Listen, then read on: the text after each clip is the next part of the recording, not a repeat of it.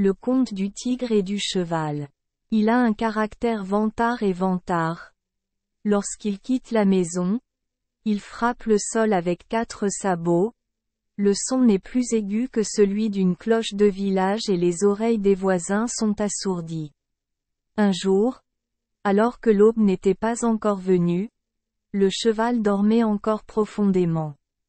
Le propriétaire est sorti et a emmené le cheval au marché. Les chevaux doivent transporter leur propriétaire à travers les ruisseaux, les collines et les ravins.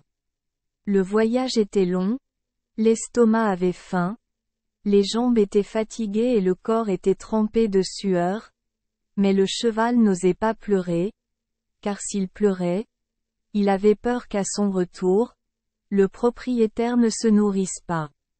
Lui des épis de maïs ou des pots de son. En arrivant au marché, le propriétaire a attaché le cheval à l'extérieur d'un arbre et s'est rendu au restaurant pour manger de la viande et boire du vin. Le cheval avait soif et son cou était sec mais il n'osait pas le demander, car il avait peur que le propriétaire ne mange pas bien et force le cheval à courir plus vite à son retour. Le cheval est rentré à la maison affamé et ses jambes étaient fatiguées, mais le propriétaire l'a quand même exhorté à courir vite. Le dos du cheval s'est déformé, de la mousse est apparue sur les bords, le cheval a continué à courir, espérant rentrer rapidement chez lui pour trouver de l'herbe fraîche. Mais dès que je suis arrivé à la porte, le fils du propriétaire est venu me saluer. Les chevaux doivent emmener les enfants du propriétaire visiter les champs. Ce n'est qu'en milieu d'après-midi que le cheval a pu rentrer chez lui et boire un bol d'eau de son. Après avoir bu, le cheval reprit des forces et partit se baigner à la rivière. Juste après le bain, le cheval est allé sur le rivage pour secouer ses cheveux, hennissant bruyamment, l'air très heureux. À ce moment-là, un tigre est passé par là. Voyant le tigre marcher seul, la queue baissée, la tête baissée, l'air triste, le cheval tendit le cou et dit avec enthousiasme: « Où vas-tu, l'air si misérable, tigre ? Je revenais de chercher de la nourriture dans la forêt en contrebas. Pourquoi as-tu l'air si tranquille quand tu ne fais rien ? » Le cheval releva encore la tête, secoua à nouveau sa fourrure, hennissait encore une fois, puis dit avec arrogance: « Quand est-ce que je prends toujours mon temps ? Je suis allé me promener depuis le matin jusqu'à maintenant, maintenant va prendre une douche pour être en bonne santé. Je suis tellement heureux. Quant à moi, je dois courir jour et nuit mais parfois je n'ai pas de nourriture. » Flatté, le cheval est devenu encore plus fier. « Tu travailles vraiment trop. La route est si large, mais mes jambes sont fatiguées après avoir marché un moment. Quant à vous, les montagnes et les forêts sont comme ça. Comment pouvez-vous supporter d'être coincé devant et coincé derrière ? » Le cheval se vantait également d'avoir toujours trop de riz et de maïs à manger, puis il invitait le tigre à rentrer à la maison pour voir ces choses. La personnalité du tigre est calme et il ne veut pas d'abord avoir une dette envers son ami, alors il invite le cheval chez lui pour jouer d'abord, puis vient lui rendre l'appareil plus tard. Le tigre revint, courut dans la forêt pour trouver le cerf, et le cerf organisa une fête pour accueillir le cheval. Les chevaux venaient manger de la viande avec les tigres, buvaient du vin pendant une journée puis devenaient frères. Après cette fête, le cheval revint accueillir le tigre, montrant au tigre qu'il était une personne noble.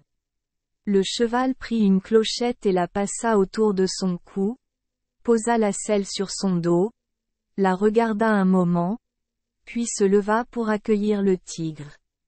Ce jour-là, la maison du propriétaire du cheval organisait un festin. Le cheval attendait que le propriétaire dorme paisiblement, sortent tous les festins et accueillent le tigre. Les deux côtés s'assirent pour manger et boire, Le cheval montra chaque plat en se vantant. C'est du poulet sauté. C'est du miel. Très doux. C'est chez moi que je vis. Le cheval montra la grange et continua là où je vis. La pluie ne coule pas. Le soleil ne vient pas. Mais je ne suis pas aussi malheureux que toi. Quand il pleut, j'aime me cacher dans une grotte. Quand il fait beau, je me cache à l'ombre d'un arbre. Point. Alors que le cheval se vantait encore, c'était le matin, le propriétaire a pris un fouet et a forcé le cheval à se rendre au marché. Voyant un cheval voler un festin, le propriétaire avait un fouet prêt à saisir la crinière du cheval et à le battre à mort. Le cheval baissa la tête et courut. Le tigre se cacha dehors et vit tout ce qui venait de se passer. Le tigre se demanda: J'habite dans la forêt. Est-il heureux de se cacher de la pluie dans une grotte, du soleil sous un arbre sans être battu? Ou est-il heureux de manger du son de maïs dans une maison en bois et d'être battu? Est-il agréable de marcher sur une route escarpée, de trébucher sur des rochers ou de s'accrocher à une corde sans que quelqu'un soit assis sur le dos? Ou est-ce agréable de marcher sur un terrain plat ou sur une route large et d'avoir quelqu'un assis sur le dos?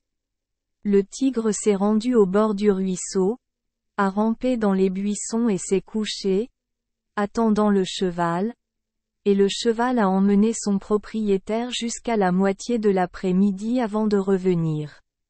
Après avoir mangé une poignée d'herbe, il se rendit au ruisseau pour se baigner. Tigre demanda: Ce cheval? Je ne veux pas de ton plaisir. Comment pouvez-vous être heureux si vous pouvez manger du maïs, du riz, de l'herbe et vivre dans une maison en bois et que les gens vous frappent à la tête et que les gens vous chevauchent sur le dos? Défense. Je n'ai pas besoin de construire une maison pour y vivre. Je ne plante pas de maïs ni de riz mais je peux en manger. Vous dites que ce n'est pas heureux? Alors qu'est-ce qui est heureux? N'est-ce pas amusant de s'attarder dans la forêt toute l'année comme vous? Bien que les montagnes et les forêts soient sombres et denses, je peux aller où je veux et m'allonger où je veux. Quand je dormais, personne n'osait m'appeler. Quand je jouais, personne n'osait m'arrêter. Les cerfs, les renards et les civettes ne m'appartiennent pas, mais si je les attrape, je les mangerai. Personne ne l'a repris. Personne ne l'a battu ou grondé. Je ne veux pas de ton plaisir. Je ne serai plus ami avec toi. Je retourne dans ma jungle de haute montagne. En disant cela, le tigre enroula sa queue et courut dans la forêt. Merci les enfants des Esperluette Croisillon 39. Avoir écouté des contes de fées au jour Esperluette Croisillon 39. 8. Espérons que les histoires apporteront aux enfants des moments heureux et significatifs. Si vous aimez notre chaîne, veuillez appuyer sur le bouton S Esperluette Croisillon 39. Abonner, pour ne manquer aucune histoire intéressante. Je vous souhaite une bonne nuit de sommeil et de beaux rêves. Rendez-vous dans la prochaine histoire.